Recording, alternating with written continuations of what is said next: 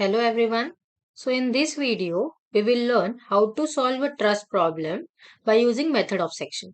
For that purpose, the very first thing you should be aware about, method of section is only utilized when there are only a few number of members which we need to calculate, right? मतलब अगर किसी given problem में आपको कोई members दिए हो कि इन्हीं मेंबर के अंदर हमें फोर्स फाइंड आउट करना है, तब हम मेथड ऑफ सेक्शन यूज करते हैं।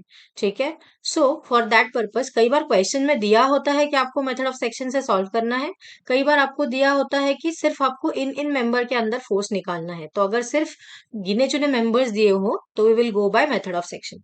For that purpose right now the question which is visible on our screen is determine the forces acting in members F D FE and EG of the following truss.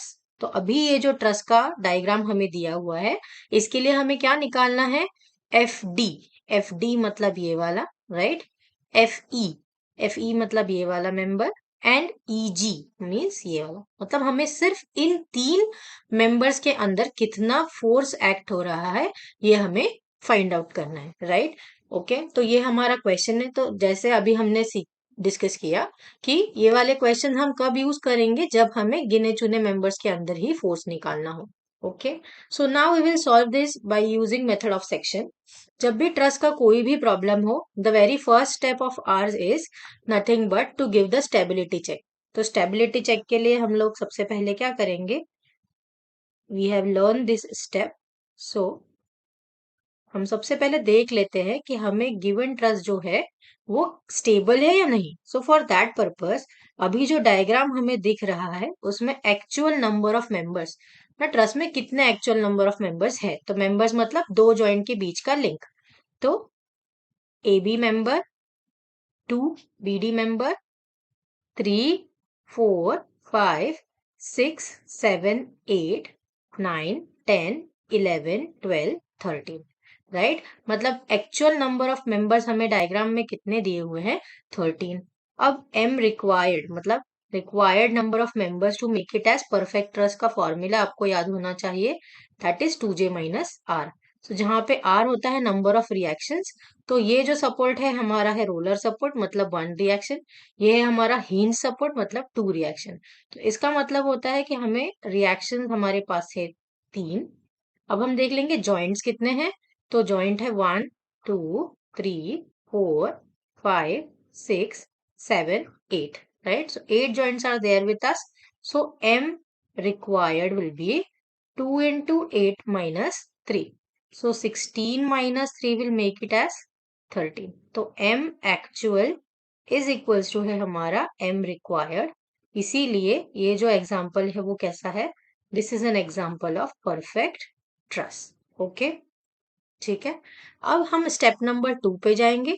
तो हमारा step number 2 क्या रहता है? हमारा step number 2 हमेशा रहता है to find out the support reactions. Okay, तो हम यहाँ पे अब हमारा स्टेप नंबर 2 लिखेंगे। स्टेप नंबर 2 है कैलकुलेट सपोर्ट रिएक्शन। ठीक है। फॉर दैट पर्पस हमें कौन से सपोर्ट पे रिएक्शन निकालनी है वो देख लेते हैं। तो ये हमारा रोलर सपोर्ट है ना? यहाँ पे ये जो हमें दिखाई दे रहा है ये वाला क्या है? हमारा रोलर सपोर्ट। रोलर पे कितनी रिएक्शन रहती है? हमेशा 1 reaction perpendicular to the plane of contact. ये कैसा सपोर्ट है? हमारा हिंज सपोर्ट। तो यहाँ पे कितनी रिएक्शन रहेगी? 2 रिएक्शंस, राइट? तो एक रहेगी हमारी HY, एक रहेगी हमारा HX। ठीक है, चाहे तो आप इसे RHY RHX भी लिख सकते हैं, one and the same thing है। तो आई will be showing the reaction now. तो RA आएगा यहाँ पे बिकॉज ऑफ रोलर, एंड यहाँ पे आएगा आपका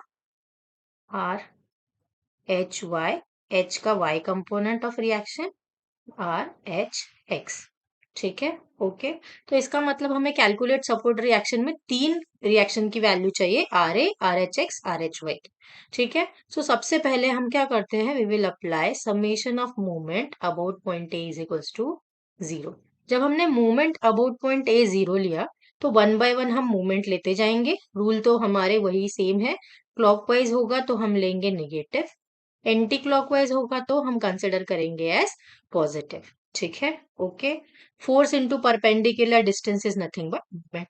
तो वन बाय वन चलते हैं। अब ए के अबाउट मूवमेंट अगर हम बात करते हैं तो आर ए का मूवमेंट अबाउट पॉइंट ए क्या हो जाएगा, जीरो, क्योंकि आर ए कहाँ से पास हो रहा है, ए पॉइंट, राइट। अब 2.7 का मूवमेंट अबाउट पॉइंट ए, देखो ये कैसे जाएगा, ये जाएगा क्लॉकवाइज, है ना। फोर्स वर्टिकल है तो डिस्टेंस हॉरिजॉन्टल आएगा, मतलब 3। तो यहाँ क्या आएगा, माइनस ऑफ 2.7 इंटू 3। सिमिलरली हमारा जो 4.5 है ना, उसका मूवमेंट भी देखो जाएगा क्लॉकवाइज, इसका भी मूवमेंट जाएगा क्लॉकवाइज। आर एच वाई का मूवमेंट कैसे जाएगा हमारा, anti clockwise, right. So according to that one by one हम लिखेंगे minus of 4.5 into force vertical to distance horizontal, मतलब ए से यहां तक का डिस्टेंस आपका कितना बना, 6। तो minus of 4.5 into 6 minus of 1.8 into 9, right. Plus, क्योंकि अब ये एंटी क्लॉकवाइज है ना, आर एच वाई का मूवमेंट कैसा है आपका, एंटी क्लॉकवाइज, तो plus of H Y, I be directly denoting it as H Y into ये वाला डिस्टेंस अभी कितना है, 12, ठीक है, इज इक्वल्स टू 0। अब ये जो एच एक्स है ना, एच एक्स का मूवमेंट भी अबाउट पॉइंट है, कैसे जाएगा, ये तो पॉइंट यहीं से पास हो रहा है ना आपका, तो इसका मूवमेंट अबाउट पॉइंट है क्या हो जाएगा, 0, राइट। ठीक है, तो इतने ही फोर्सेस आएंगे। अब हम इन सबको जब कैलकुलेट करते हैं, so from this we get an answer for H Y as 4.27 kilo newton. ठीक है, the answer for H Y we get it as 4.27 kilo newton. अब हम क्या करेंगे, we will apply summation of F of Y is equals to 0। अब F of Y 0 में क्या क्या आएगा, देखो एफ ऑफ वाई 0 की जब हम बात करते हैं तो will have to consider all the forces in vertical direction. Rule तो यही है, अपवर्ड होगा तो पॉजिटिव, डाउनवर्ड होगा तो नेगेटिव। आर ए कैसे दिख रहा है, अपवर्ड, तो प्लस ऑफ आर ए 2.7 है downward, minus 2.7 minus 4.5 minus 1.8 plus of H Y is equals to 0। तो अब एच वाई की वैल्यू हमारे पास ऑलरेडी है 4.27। When you put all these values together, R A के लिए हमें आंसर मिलता है, R A is equals to 4.73 kilo newton. तो हमें आर ए की वैल्यू कितनी मिल गई, 4.73। तो जो वैल्यूज हमें मिल रही है वो यहाँ पे लिख लेते हैं। आर ए है 4.73, एच वाई है 4.27, ठीक है। अब हम अप्लाई करेंगे summation of F of X is equals to 0। Summation of F of X 0 में क्या आएंगे, देखो अगर आप डायग्राम को देखें तो एच एक्स कंपोनेंट है, उसको छोड़ के और कोई भी हॉरिजॉन्टल फोर्स नहीं है, मतलब minus of H X is equals to 0। So H X की वैल्यू हमारे पास क्या आ गई, 0। तो यहाँ पे हमारा स्टेप नंबर 2 भी सॉल्व होता है, जहां पे हमें सारे के सारे सपोर्ट रिएक्शंस की वैल्यू मिल गई। अब हम क्या करेंगे, मेथड ऑफ सेक्शन में आपको एक बार सपोर्ट रिएक्शन मिल जाती है तो नेक्स्ट स्टेप होता है कि आपको सेक्शन सिलेक्ट करना होता है। सेक्शन कहाँ पे सिलेक्ट करना होता है, जहां पे आपके अननोन मेंबर्स जो दिए हुए हैं वो आपको कट करते हुए सेक्शन लेना है, ठीक है। तो अब हम जाएंगे हमारे स्टेप नंबर 3 पे।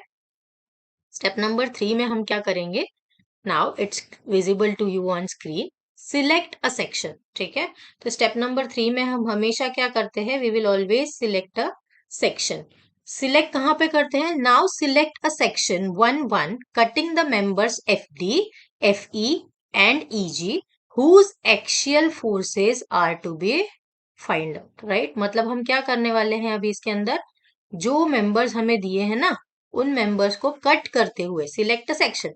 तो हम ऐसा सेक्शन सिलेक्ट करेंगे जो कि इन मेंबर्स को कट करता हो। तो हमारे मेंबर्स कौन से हैं targeted, F D, F D मतलब ये वाला, right. F E means this one and E G means this one. तो देखो यहाँ पे हमने सेक्शन 1 लिया, जिसमें हमने क्या किया, इन 3 सेक्शन को कट करते हुए हमारी सेक्शन लाइन कंसिडर की, ठीक है।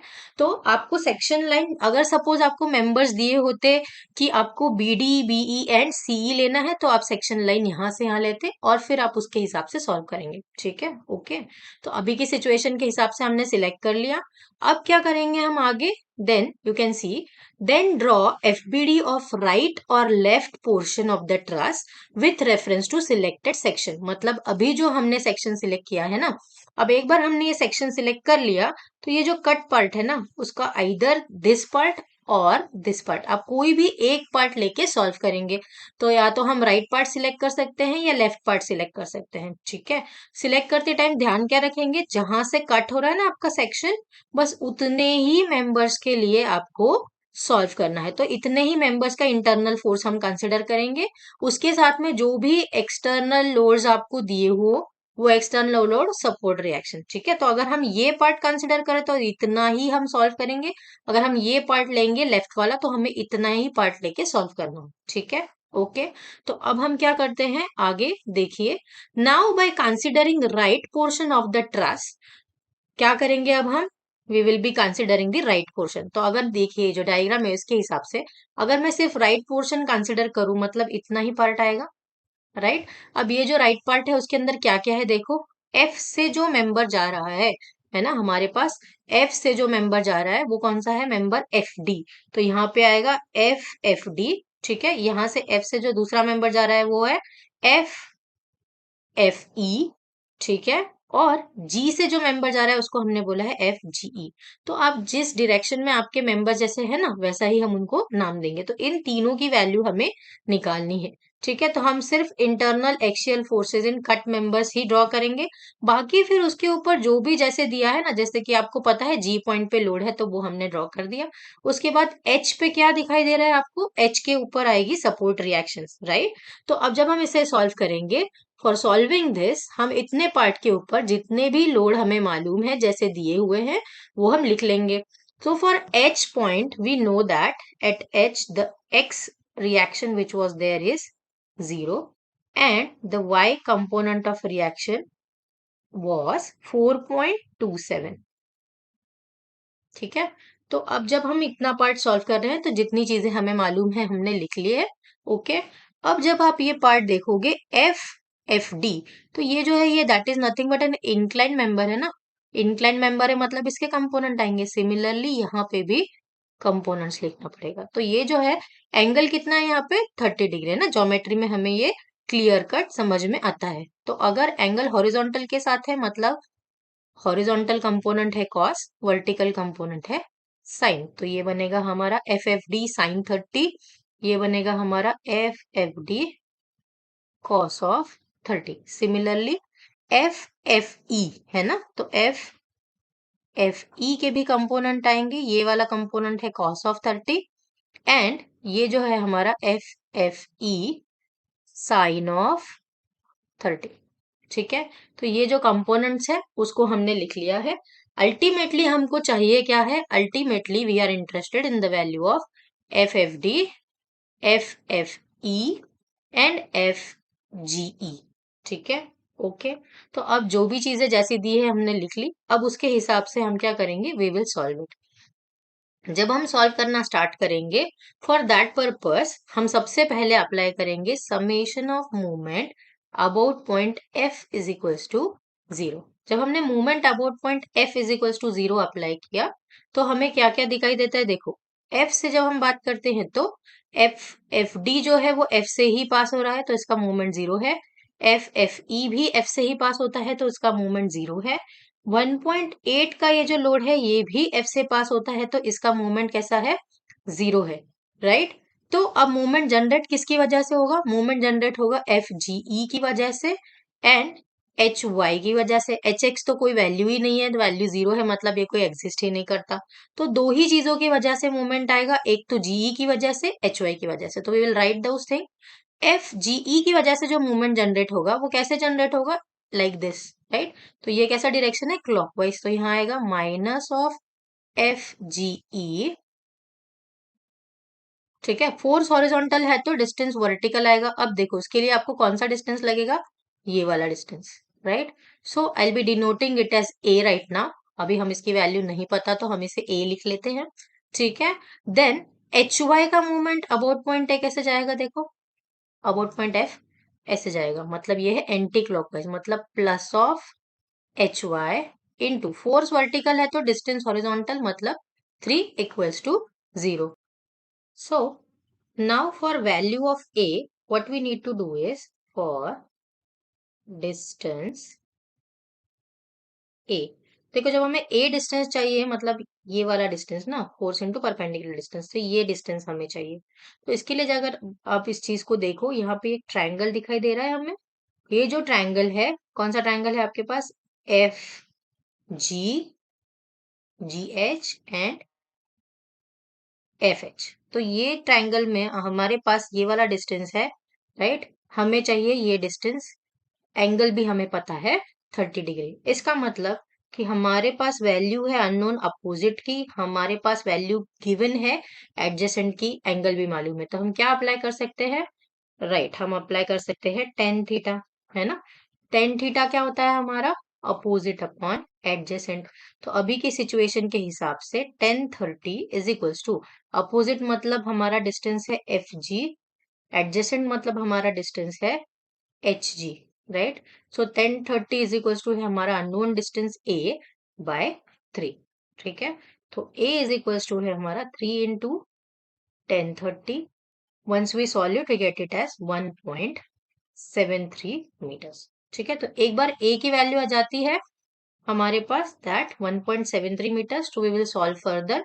तो अब हमारा summation movement about point F is equal to zero का जो इक्वेशन है वो हम रखेंगे, तो minus of F G E into 1.73 plus of H Y की वैल्यू हमारे पास कितनी है?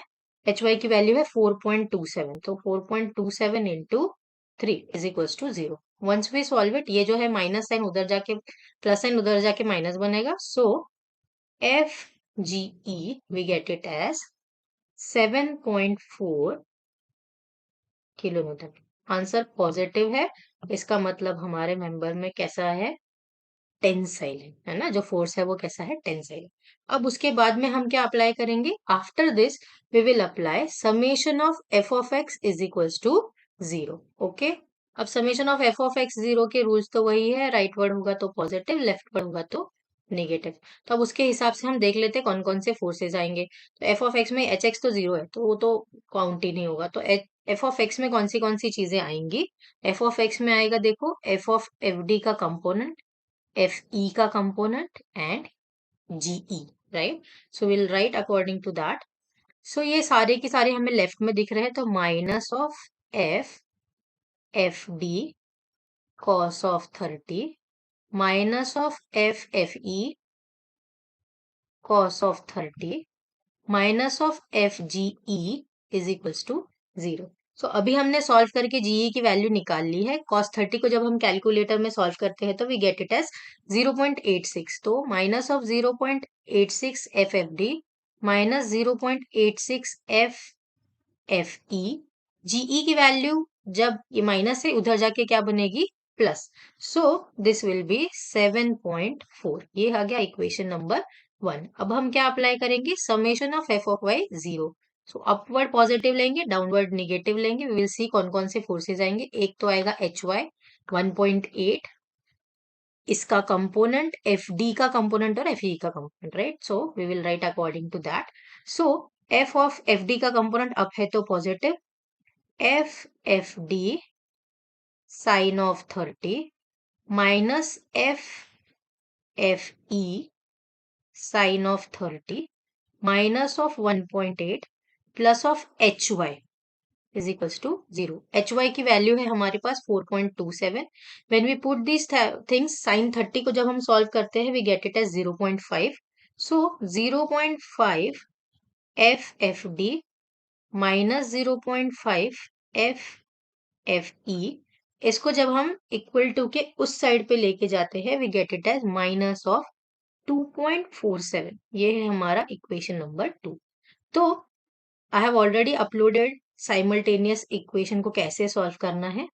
So by solving equation one and two, solve करने के बाद हमें फाइनल आंसर डायरेक्टली कैलकुलेटर से मिलता है, that F F E is minus of 1.83 kilo Newton, मतलब है compression, and F F D है माइनस ऑफ 6.77 किलो न्यूटन, मतलब ये भी है कॉम्प्रेशन, राइट। तो हमें जो क्वेश्चन में तीन मेंबर्स दिए थे, एक हमें दिया हुआ था F F D, F F E and F G E. तो यहाँ पे अगर आप सॉल्यूशन ऑब्जर्व करते हैं तो we have got the value of F G E, we have got the value of F F E and F T, right. तो यहाँ पे आपका क्वेश्चन कंप्लीट होता है। At the very end of this what we can do is we can draw a force table जहां पे आप ये सारी वैल्यूज दिखा सकते हैं, ठीक है। तो फोर्स टेबल जब हम ड्रॉ करते हैं तो हमें लिखना होता है सीरियल नंबर, मेंबर, उसमें कितना मैग्नीट्यूड हमें मिला वो, एंड इट्स नेचर, राइट। सो हमें 3 मेंबर्स निकालने थे। The members were F G E, F F T, F F E. So GE में मैग्नीट्यूड मिला 7.4 kilo Newton, that is positive मतलब टेंशन। एफ एफ ई में हमें लोड मिला माइनस ऑफ 1.83 मतलब कंप्रेशन। एफ डी में हमें मिला माइनस ऑफ 6.77 किलो न्यूटन मतलब कंप्रेशन, राइट। तो आप चाहे तो यहाँ वैल्यू माइनस भी दिखा सकते हैं। So here your method of section question will be done. Thank you so much. Subscribe to Structure Mindsets and stay updated.